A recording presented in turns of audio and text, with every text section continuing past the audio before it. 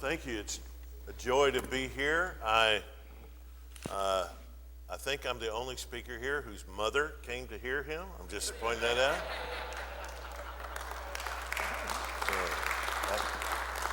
So that counts for something. I have a new book coming out tomorrow. 1 Corinthians. It's called 40 Days in 1 Corinthians, published by Broadman and Holman. I did everything I could to get a case of those to bring with me today, and Broadman, the publisher, called today and said that they're on the way. So I didn't get to bring them, in other words. So if I just would encourage you, if you want to give something to somebody that helps them just sort of walk through 1 Corinthians, it's not written on the scholarly level. It's just for church people. People want to understand 1 Corinthians. It divides the book up into 40 bits that you can work your way through the whole book. I hope it's a blessing to you and I commend it to you. I certainly wish I could have brought some with me, but if you would go on Amazon and buy 10 copies each, it would help me a lot. I'm just saying. Well, I am a West Kentucky boy and glad to be back. I grew up in Christian County, not far from here, at the big town of Julian, population 18. And just had a great upbringing there. Now, and in case you don't know it, though, we were independent Baptists. I remember my dad saying of Marion Duncan, who was pastor of Second Baptist in Hopkinsville at the time, he'd say, now, Marion Duncan's a Southern Baptist, but he's a good man. You had to qualify it then, didn't you, Ken? If you told my dad when I was a little boy that your son is going to grow up and be the dean of the School of Theology at Southern Seminary, it would have put him into such a panic. It would have depressed him greatly because the assumption back then in the 1960s would be that means that I would be a liberal. But I am so grateful by the grace of God. You know, when I went to seminary in 1987, there was not one Southern Baptist seminary where every professor was an inerrantist. Can you believe, by God's grace now, at all 6 Southern Baptist seminaries, every single professor is an inerrantist, signs the Baptist Faith and Message 2000, and at Southern and at Southeastern, we also under the abstract of principles. So God has done a great thing. It's been a joy to me to be there at Southern now for 24 years. But I've always felt like, even though the Lord put me there and I'm a seminary professor, in fact, Dr. Gray was one of my preaching students. That's how long I've been there. I had him for preaching class. I always felt like I was a pastor on loan to the academy. And when Buck Run invited me to be their pastor 17 years ago, and they said, we'll let you do both things, I jumped at the opportunity and never had any idea that God would do the marvelous things that he's done there, but it's been absolutely my joy to be pastor of Buck Run and also a professor at Southern Seminary, to be both in the local church and then training pastors and missionaries, and the Lord has just been so very, very kind and gracious, and to him be the glory. I'd like you to turn, if you would, to Luke chapter 18.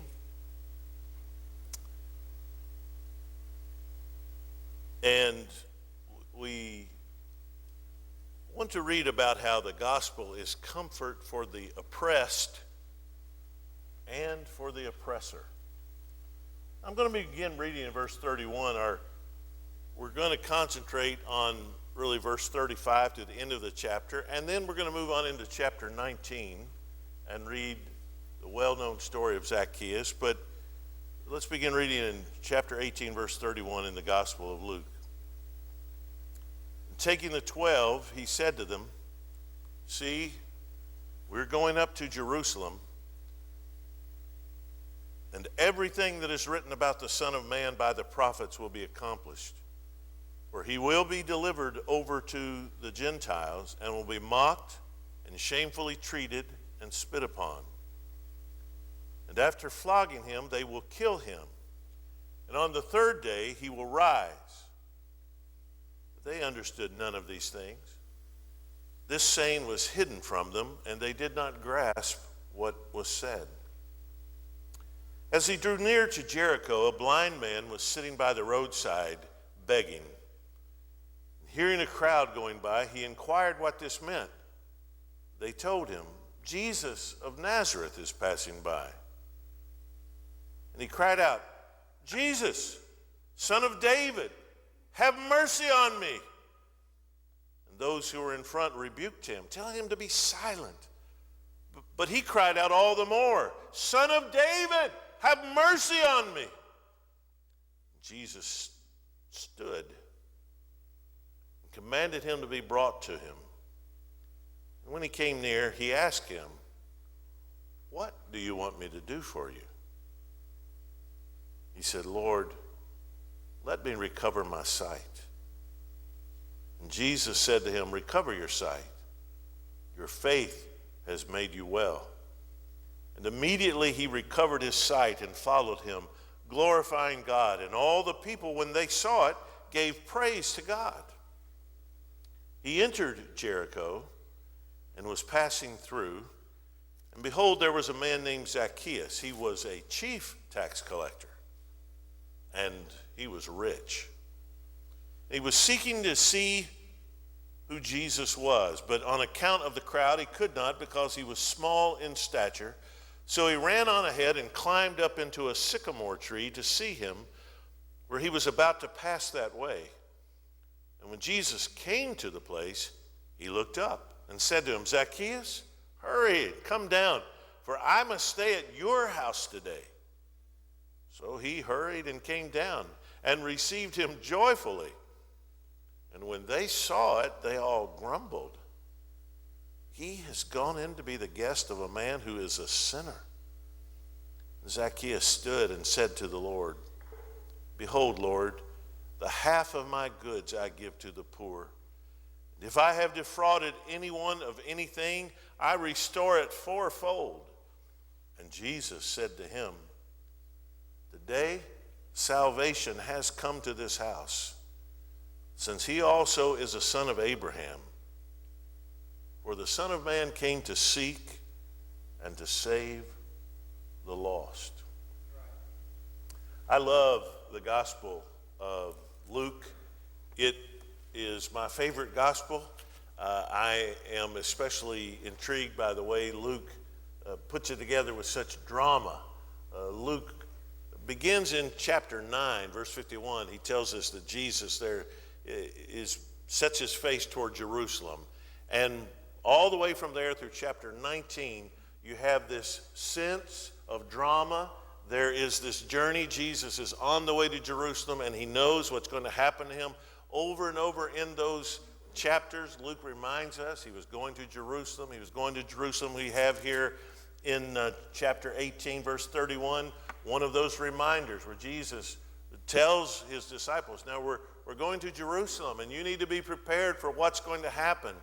And Jesus knows full well that when he gets there, this is going to force this confrontation with the Pharisees and with the chief priest, and they're going to put him to death. He's going to be handed over to the Gentiles. He's going to be mocked and shamefully treated and spit upon, and he's going to be flogged, and then they're going to kill him. But he's going to rise again the third day. And when he says this, he might as well be speaking Portuguese to these guys from Galilee, because they just don't understand at all. This makes no sense to them. They don't comprehend it.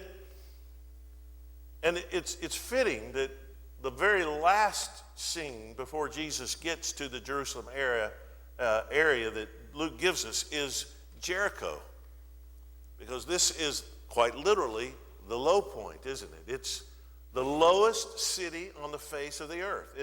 It's almost 900 feet below sea level. And from here, Jesus can only go up to Jerusalem.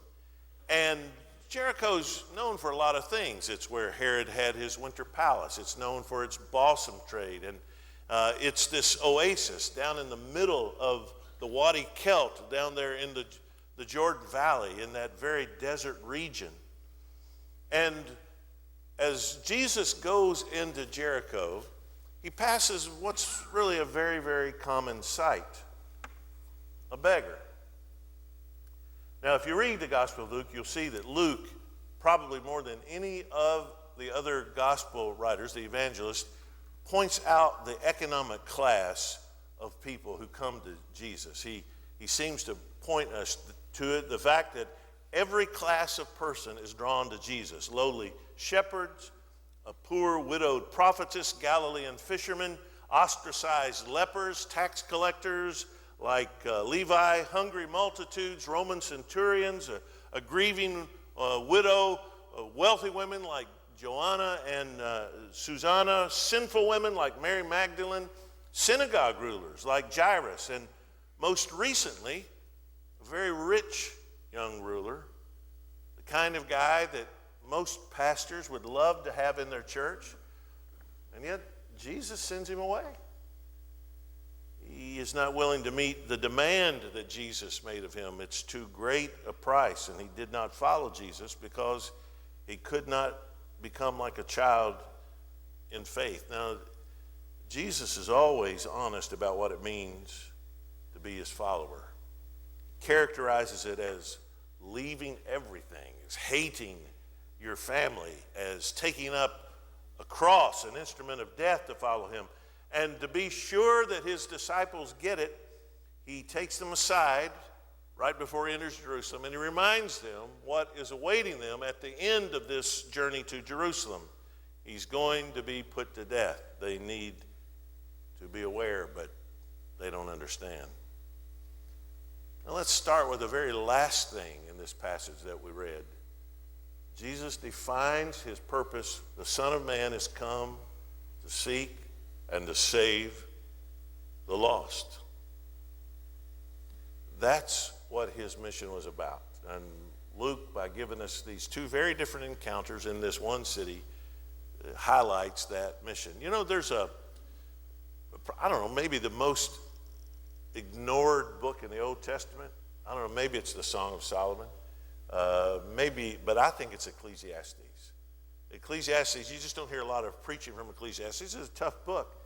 But you know, in Ecclesiastes chapter 4 and verse 1, there's a verse that says, "Again I saw all the oppressions that are done under the sun, and behold the tears of the oppressed, and they had no one to comfort them."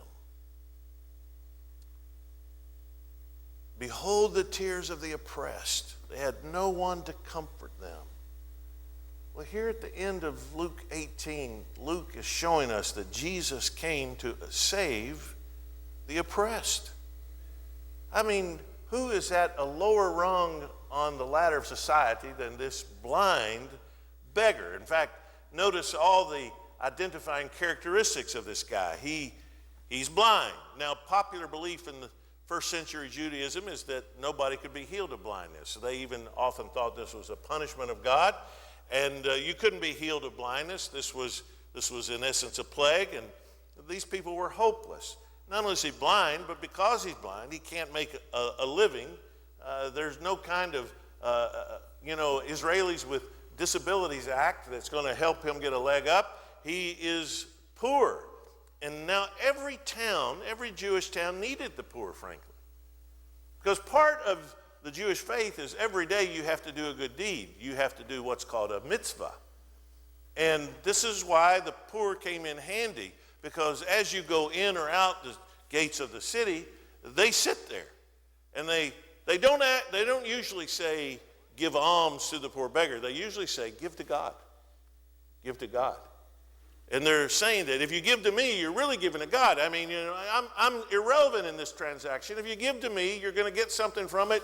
God will see your good deed and reward you. And it's incumbent on them in the law that they do this good deed every day. And here's an easy way to do it. You can give and move on. You don't really have to be very involved. And so every Jewish city has these beggars. All the better if they're blind. It's sort of like a 2-for-1. You've given to the poor, you've given to the blind. And therefore, he's not just poor and blind, he's really used. He serves a purpose to make people feel better about themselves.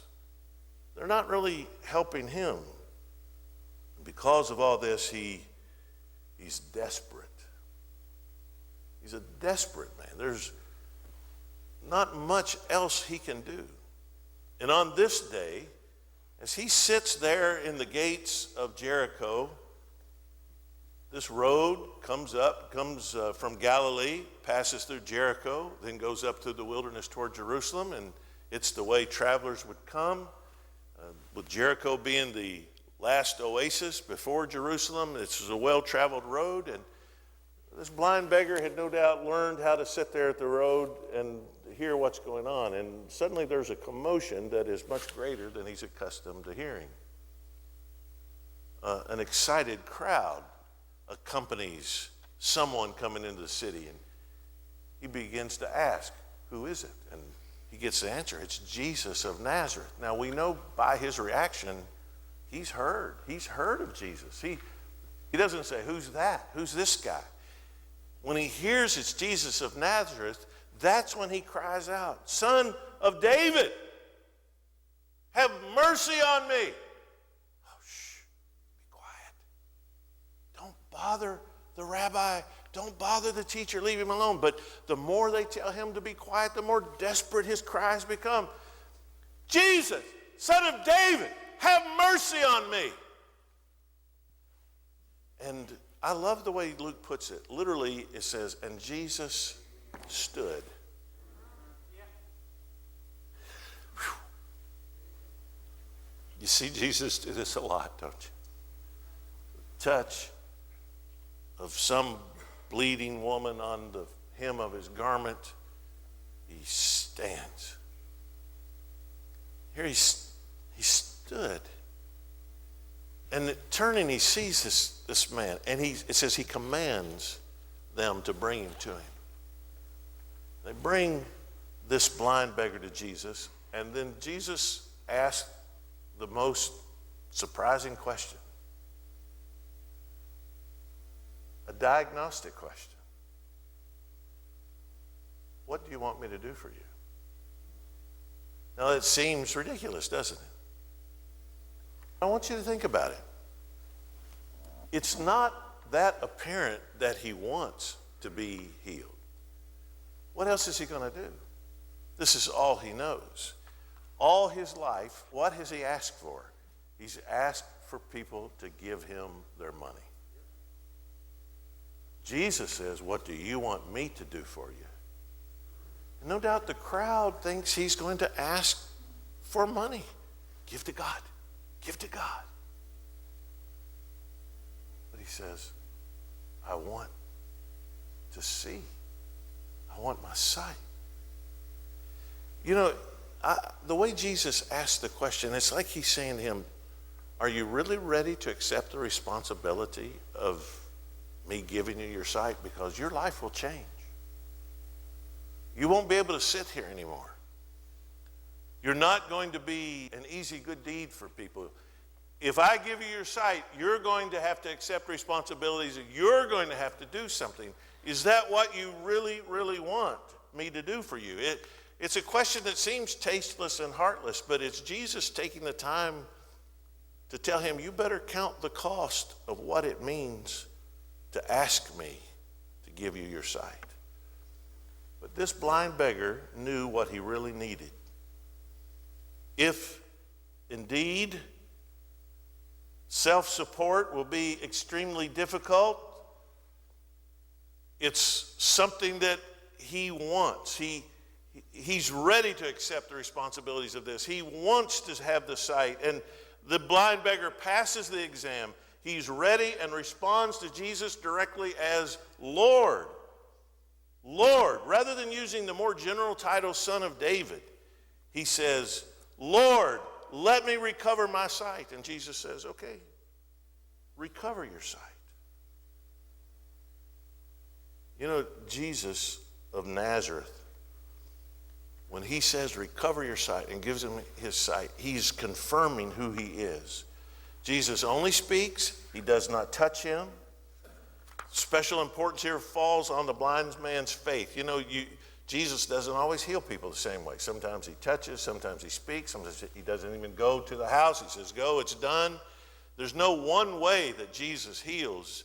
The same way that we could all go around this room and we could all have different testimonies about how we came to hear the gospel and how we trusted Christ. But we know that in the same way that it was with the power of God that Jesus heals, in the same way it's with the power of the cross that he saves. Who can be saved? Those who have faith. And in an instant, the blind man is transformed from being a beggar sitting along the way to a person who can see and follow Jesus. And immediately he recovered his sight. And what did he do? He followed him. He didn't have to wonder about what to do. He didn't have to be dragged, kicking and screaming. That when Jesus gave him his sight, the one thing he wanted was to go wherever Jesus went. He arose and he followed Jesus. And all these people who for years have been passing through that gate, giving him their alms and moving on without thinking another thought about what he really needed, what's their reaction? Oh, they glorify God. Oh, they're happy about this. This poor man has been elevated, and this is a good thing.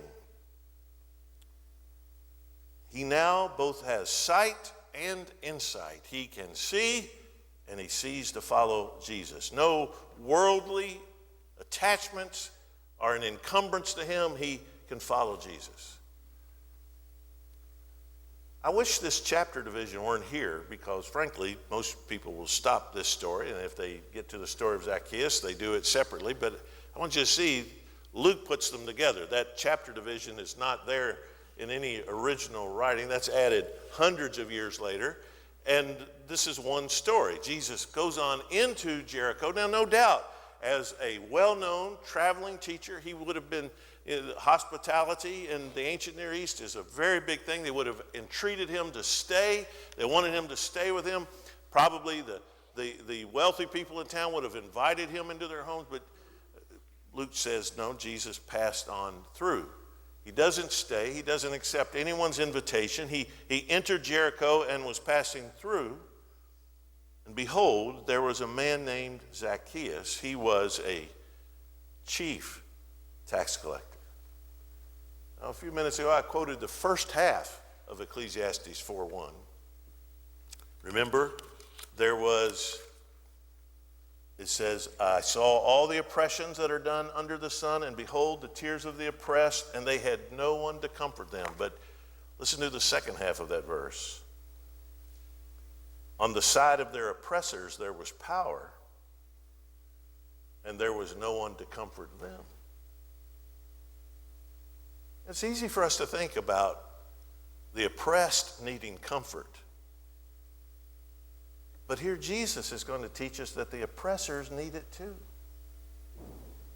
Zacchaeus is everything that the Jewish people hated. He is a tax collector, and in fact, there's a word used here that occurs nowhere else in the New Testament. He's a chief tax collector. He is a collaborator, a colluder. Can you imagine? Imagine that the thing we would most hate. Let's imagine that communist China somehow won a war against the United States and occupied our land, and in each town there was a local citizen who was tasked with collecting taxes from people to give to this oppressive regime that occupied our country. How would you feel about a person who volunteered for that job? This is the way they felt about any publicans, any tax collectors, anyone who would collude and collaborate with the Roman government to take money from their own people and to give it to this oppressive regime. In fact, you can read the rabbinical literature of the first century, and you were not allowed to lie except to tax collectors. It was not considered a sin to lie to tax collectors. They were considered so bad that you could get away with just about anything you wanted to with him. And here he is, he's a collaborator, and not only that, he's a good one. He's rich. Notice that detail. We've been warned back in chapter 18 and verse 25 that Jesus said it is impossible for a rich man to enter the kingdom of heaven. He said it would be like a camel going through the eye of a needle. Well, either when we're told this detail, when Luke, who wrote that very same thing in 1825, says here he was a rich man, what he's saying is either this guy's going to hell or sit back and watch a camel be pulled through this eye of the needle by the Holy Spirit. Jesus is going to save him. He is a user. And when Zacchaeus sees that Jesus is coming, notice Luke's language. It says that he sought to see. He sought to see him, but he could not because of the crowd, because he's short in stature. Now, earlier in Luke, Jesus says a very curious thing, and most translations, I think, miss this.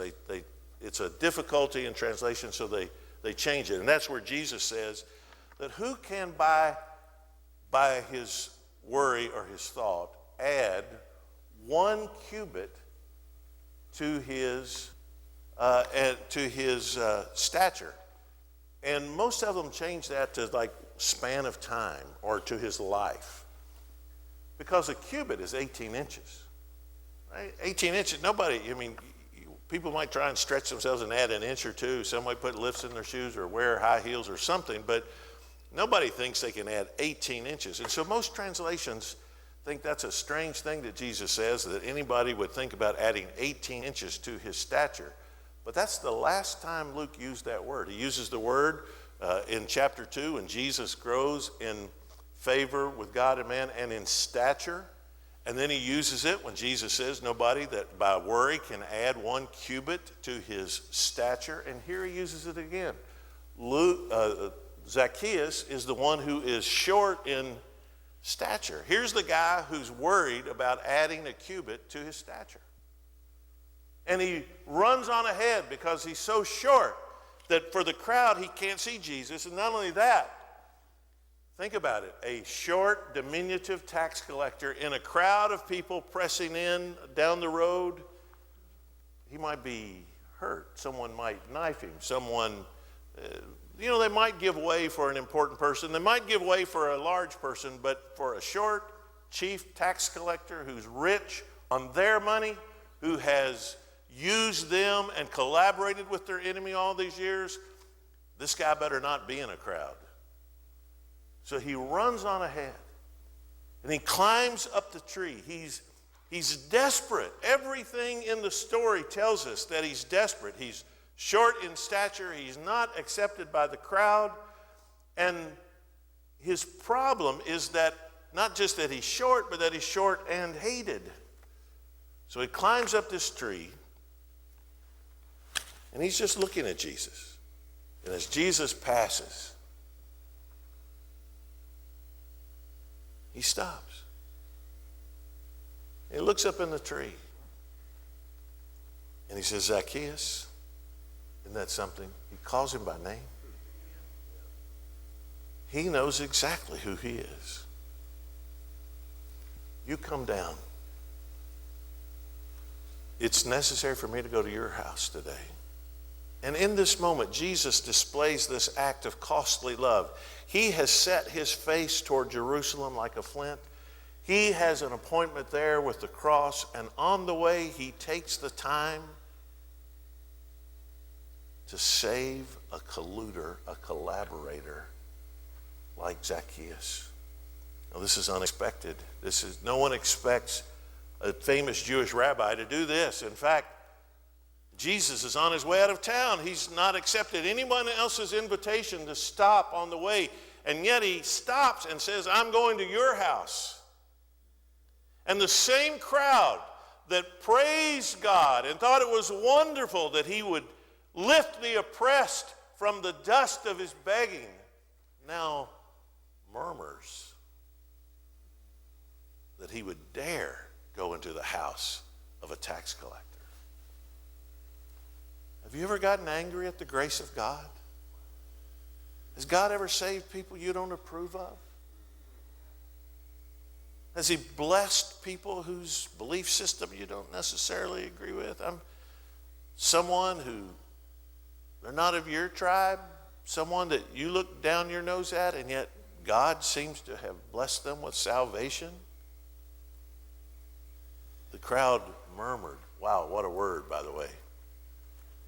This is costly for Jesus. The adulation of the crowd quickly turns to disapproval and judgment.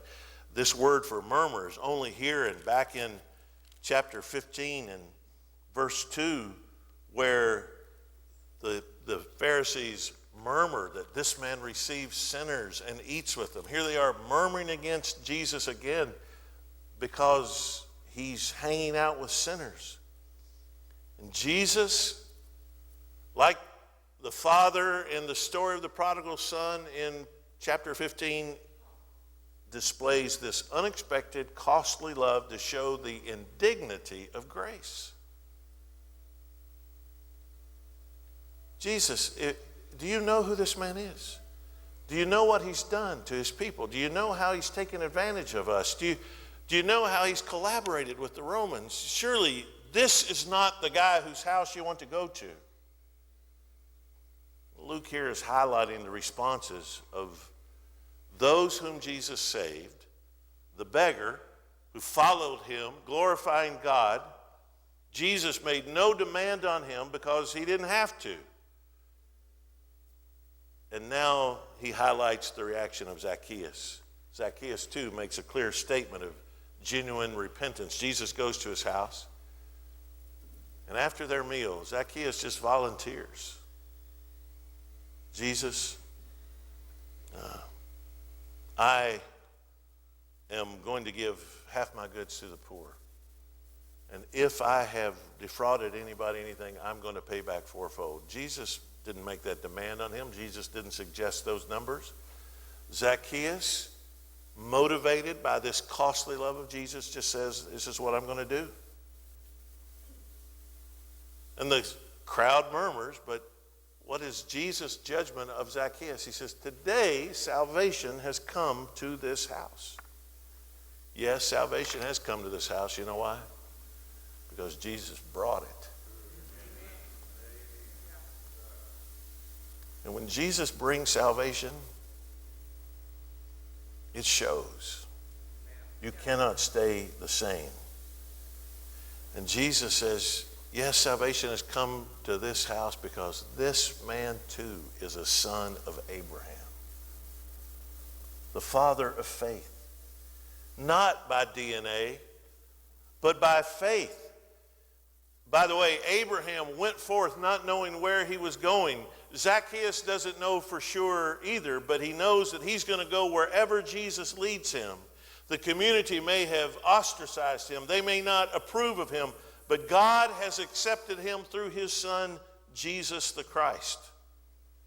And the crowd that rejoiced when the one whom they had oppressed was healed, they cannot rejoice when the one who has oppressed them is accepted by Jesus. What's Luke showing us? Jesus has come to save anyone who is desperate and anyone who is willing. I love that. All around us are people that we tend to put in one category or the other. The oppressed, the oppressor. We tend to think some people more worthy of the gospel than others. I want you to see Jesus makes no distinction. It's not about their worth. It's not about what they deserve.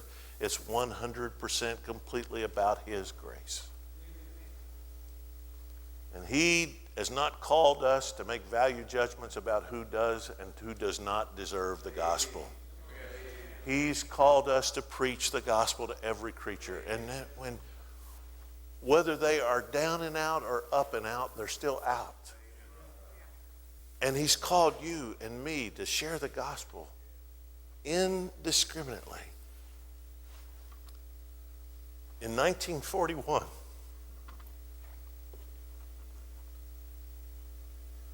a man named Whit Powell walked down a street in Lexington, Kentucky. And he knocked on the door of a drunk whose wife Elizabeth answered the door. Had 8 kids at home.